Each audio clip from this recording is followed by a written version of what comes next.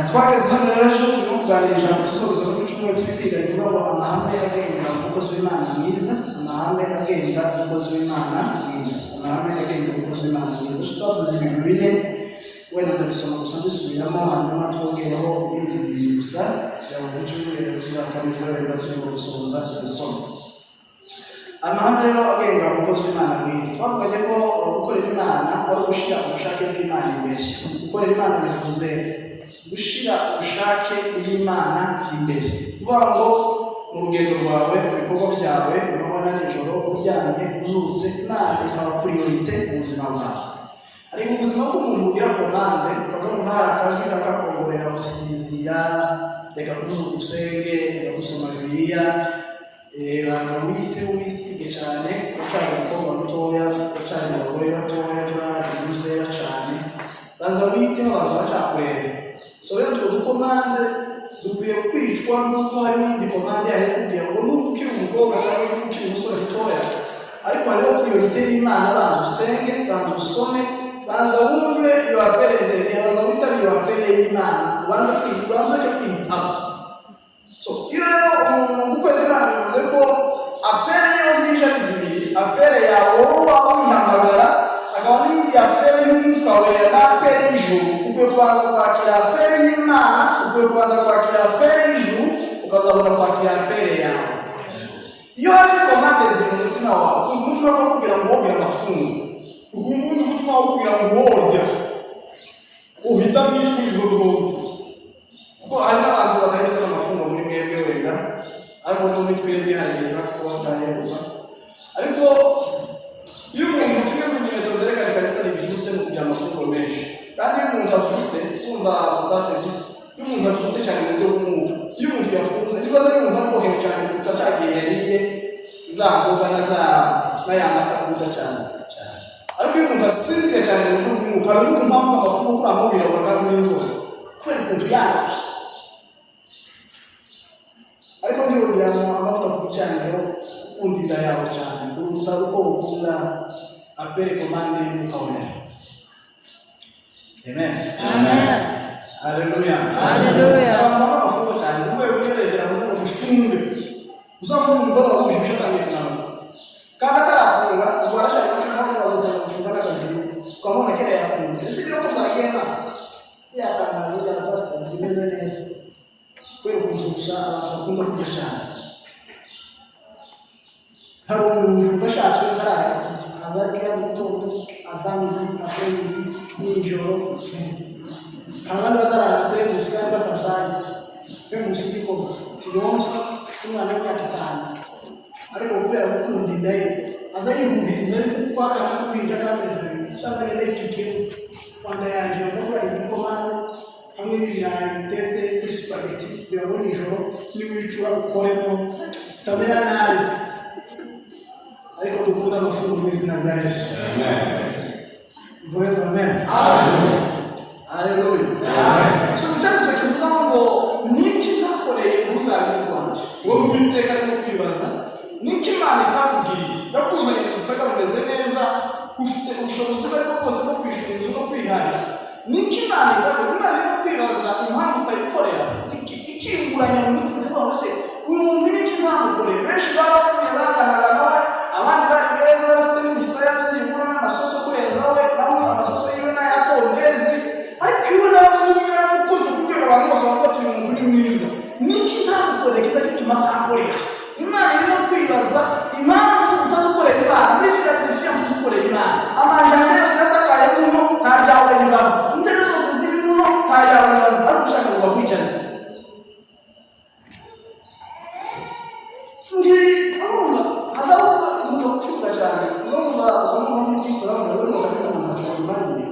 Wazorivamo ariko nawe bose nako twicaza bakunda tukasanga nawe ntacyo mari kozo muri kanisa uwo ntacyo mari wazorivamo natwe twakunda bose tukasanga nawe ntacyo mari no niba ko ntacyo mari wazorivamo ariko nawe n'izukuri nawe ntacyo ari mari azaza muri bakeye igihe cy'amafungo ntazaboneka amatera n'umuzizi z'abari okipe ayo kucumwero azaza kuri telefone icyacumi igitabo kiwe kirine kubera mu kwezi kwa 12 ariko akabagaragaza ngo ntacyo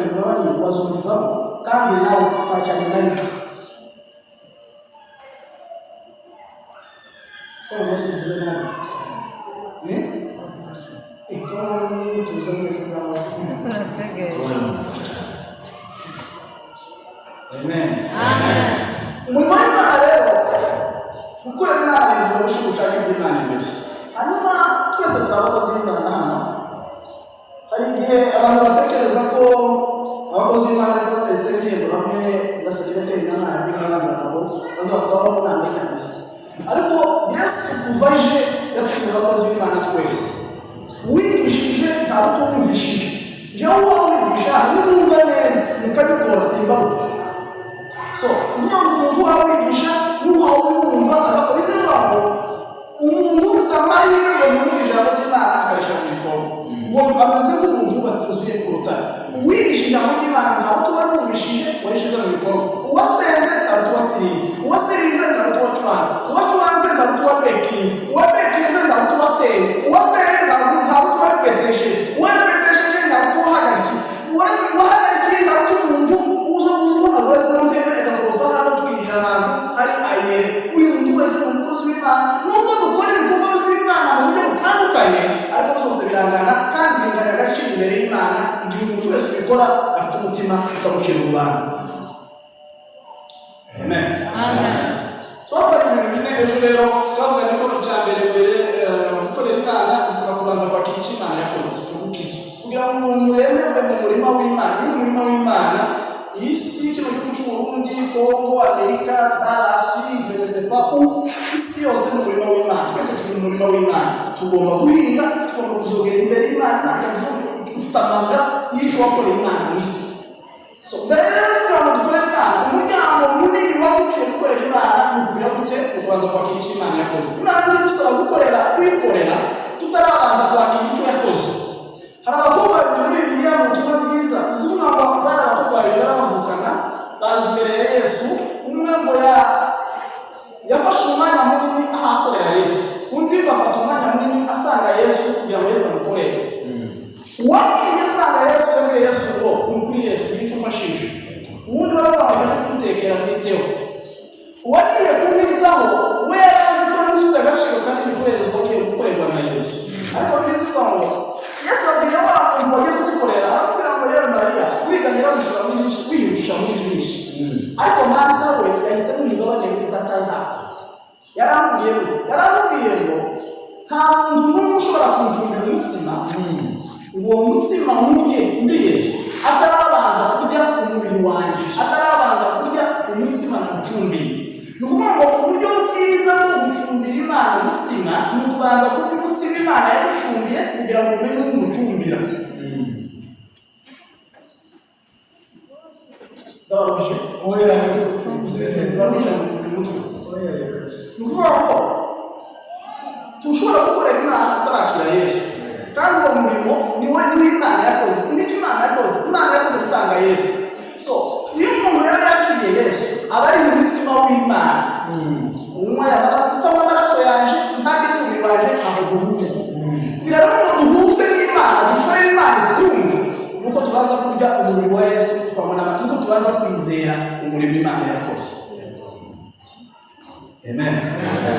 Twavuganye icya kabiri kiranga umukozi w'Imana mwiza, twavuganye kugira umutima wihutira kwiyunga n'Imana igihe habaye amakosa. Twese turi abantu hano abantu kera bakorera bakaba babona umugi.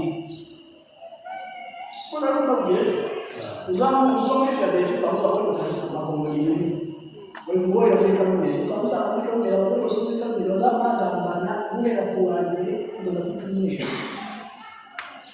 Kuba ati umugore ari gahana n'ucyo wowe ivamo agasanga we gasebe neza.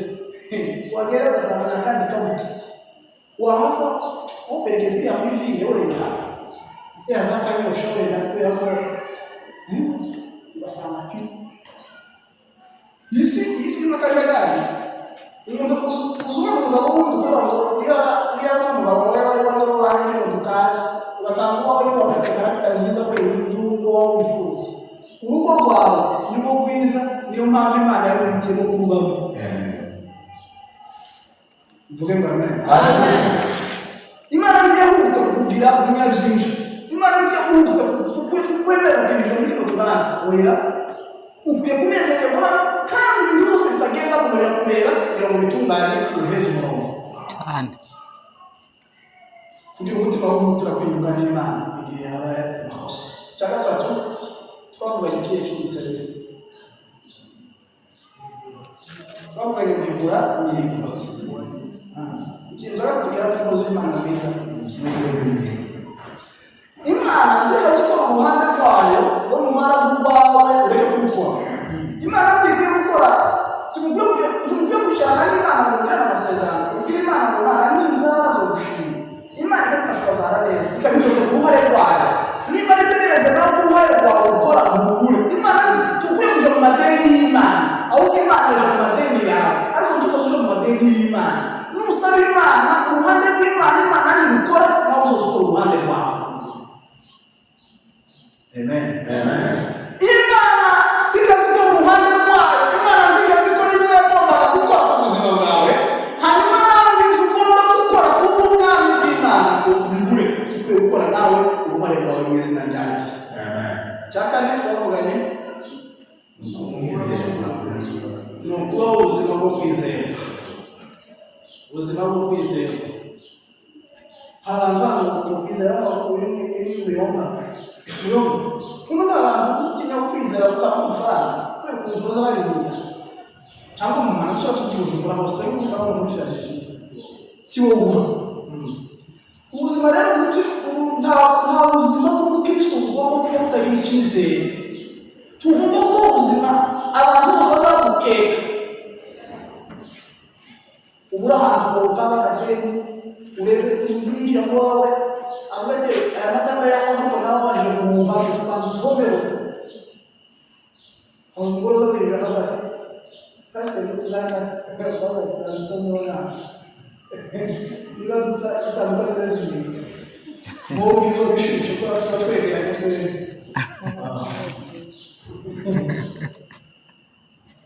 Amen. Abagira umugozi wawe ntazagusha vuba vuba kujana nawe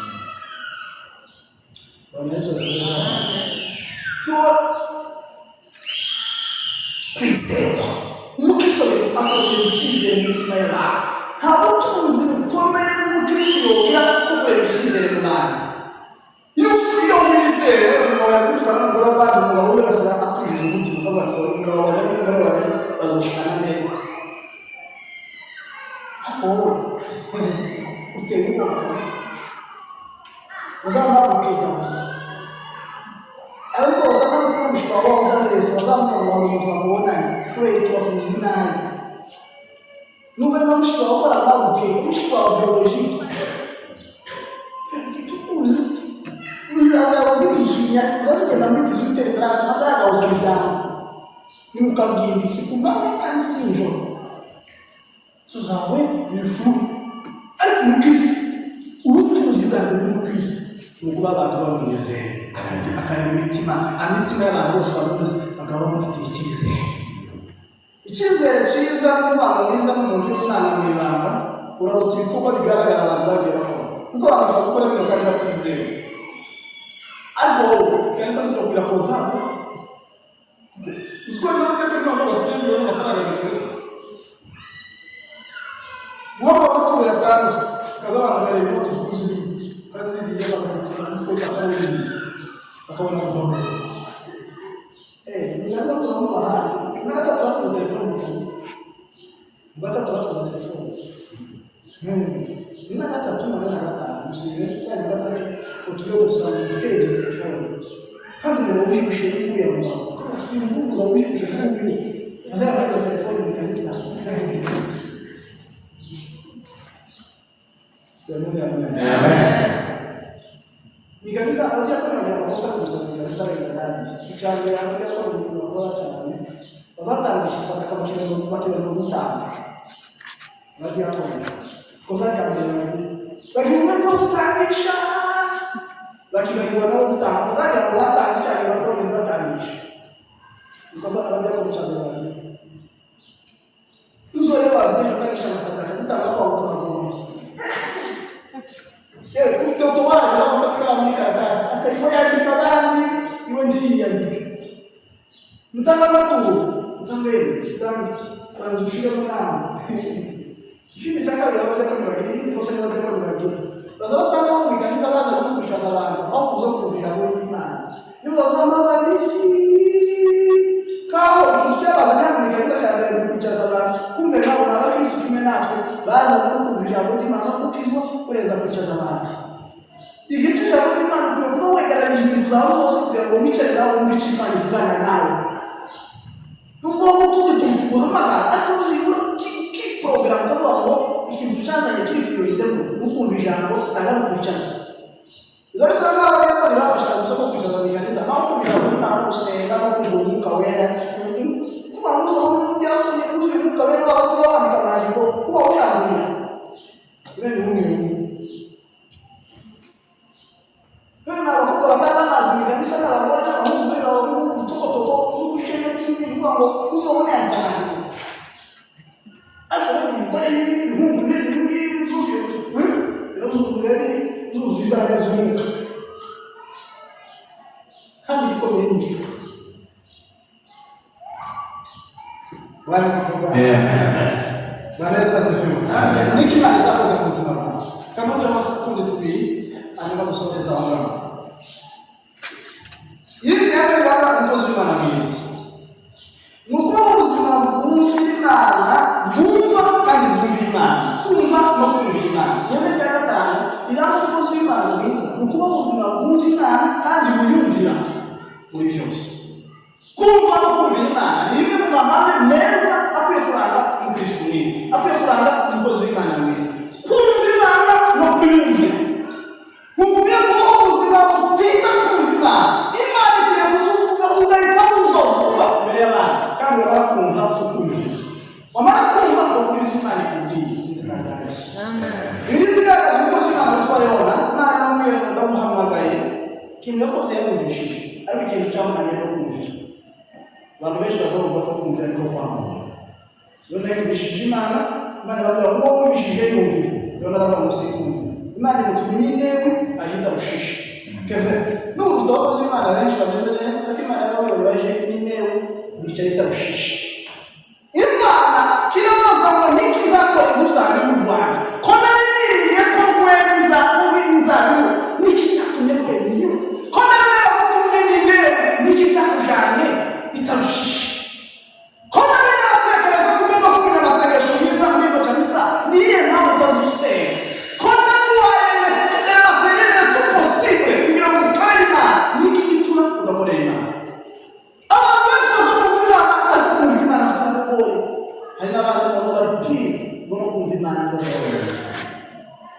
kumva Imana gusenze kumva Imana gutanza amaturo kumva Imana gusoma ijambo ryayo kumva Imana gutegerera abavuga ubutumwa ukwiye kugira umutima mwiza ukubuye ukwiye kugira umutima utobye ukwiye kugira ngo ufite la crête spirituelle kaza yicara ikora ku mutima wawe kugira ngo Imana ikunda isuku cyane ivugane nawe mu izina rya Yesu Bino Mr. Turi hano ndifuza ko ndimo gusenga ubuzima bwawe kugira ngo Imana ikuvugishe kandi nawe yumvire mu izina rya Yesu Mvuge ngo amen.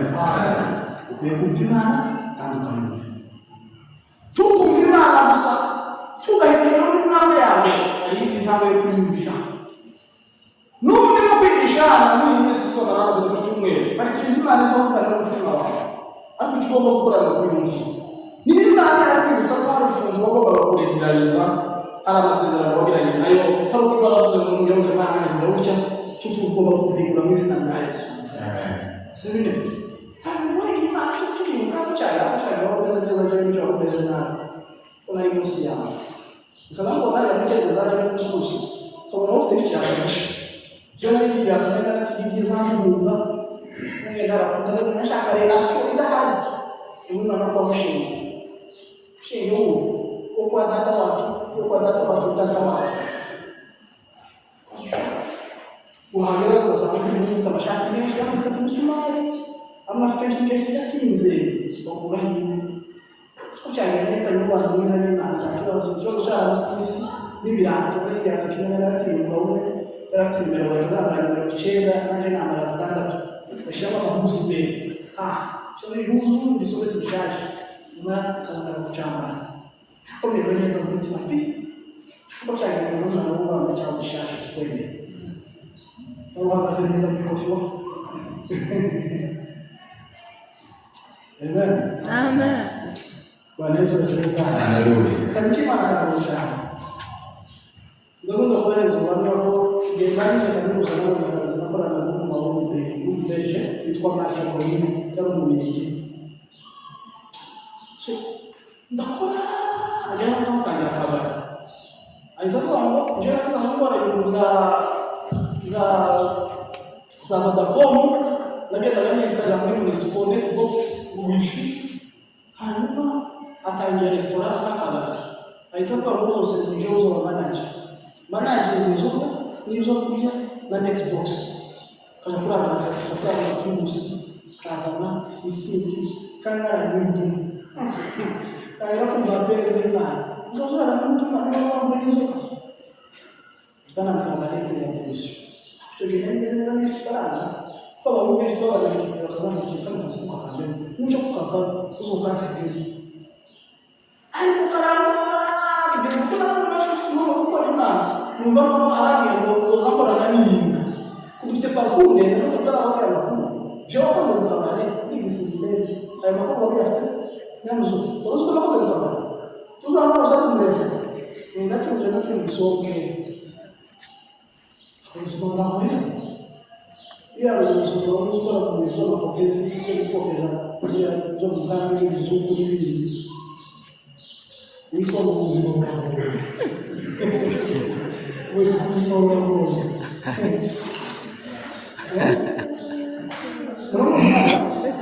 Isso não é só um condicionar, todos os lugares, aí confiar, já não é para os que vão aqui, o meta, o carro, né? Todos os lugares, agora eu vou lá, carro sentido, na rede ali, uma tarefa.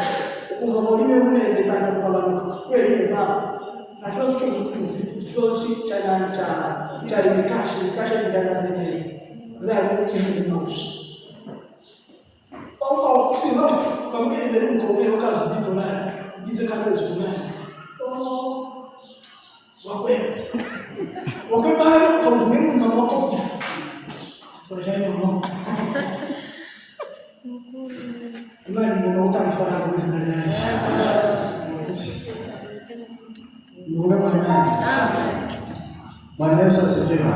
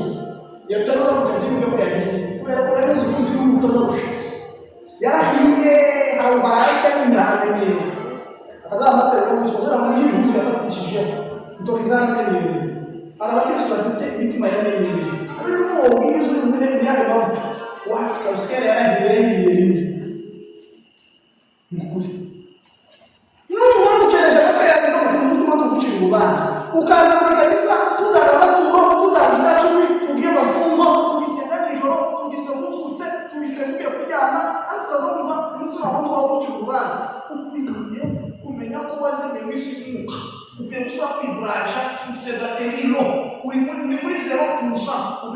udesharira muri prize ukaje mu masengesho Imana ikosore kuzuzumira umutima wawe mu izina rya Yesu. Amen. Cyakabiri rero tumusomesamo kira umukozi w'Imana mwiza no kugira umutima ukwirwamo abandi, kugira umutima ukwirwamo abandi, kugira urukundo rwinshi, kugira umutima ukwirwamo abandi. Mama madamarakazi kugira umutima ukwirwamo abandi. Tukwiye kumva ko ibintu byose ari wowe bigomba kureba, icyiza cyose ni wowe tureba, abashyitsi bose ni abawe, niba ari umuntu ushaka akabungu ni wowe bareba, abakeneye ibyangombwa ni wowe bareba, niba ubutumwa ni wowe bareba. Wewe ushoboye ibintu byose, niba ushoboye byose uzorega kwita ugereje uhagarariye ekipe, uhagarariye umuryango, uhagarariye ibimina, uhagarariye n'ibindi. Hano hari abafatirwa rwego mubirebera wari n'igihe ekipe muhagarariye, wari naziganya wari perezida wayo, kumwe n'ubwo n'umuryango umuhagarariye bafite n'ubundi bwo muhagarariye muri Kigali, ariko kandi iyo hari umuntu wabuze ibyangombwa buri wese ufasha gushaka, iyo hano ubuharizi nubwo ibintu byose yanyatangaza ameze nk'uko ibyangombwa niwe, iby'amakete niwe, iby'amarushanwa niwe, ifaranga niwe, haza abashefu niwe, akabumbu niwe, ikanisa niwe, amahombi, ikorari, komite, mizisiye.